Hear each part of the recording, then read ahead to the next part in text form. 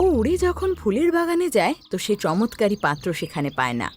গুল্লার পরি যে পাত্রটা দিল সেটাকে তো খুঁজে পাচ্ছি না। আর পুরো জঙ্গলে বাচ্চাদের ওপর বিপদ এসেছে এরকম। এবার আমাকে গুল্লার পরীকে ডাকতেই হবে। ও তখন আকাশের দিকে মুখ করে।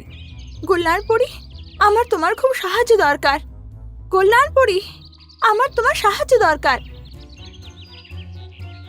তারপরও অনেকক্ষণ ধরে ও ডাকে, আর শেষমেশ গুল্লার পরি আসে। আরে মিনকিচি, তুমি এত চিন্তায় কেন? আমাদের জঙ্গলে যত বাচ্চা আছে কেউ অন্ধ হয়ে গেছে, তো কেউ বোবা হয়ে গেছে বা পঙ্গু হয়ে গেছে। ওই চমৎকারী যে প্লেটটা তোমায় দিয়েছিলাম তার ব্যবহার করো না কেন? আমি সবার হাত থেকে দূরে এই ফুল বাগানেই ওটা লুকিয়েছিলাম, কিন্তু পাচ্ছি না খুঁজে।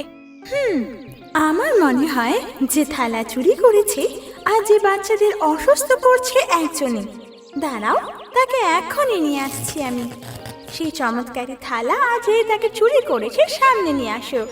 এটা বলে যেই পরি ছুরি ঘোড়ায় অমনি গোল্ডি থালা সমেত সেখানে পৌঁছায়।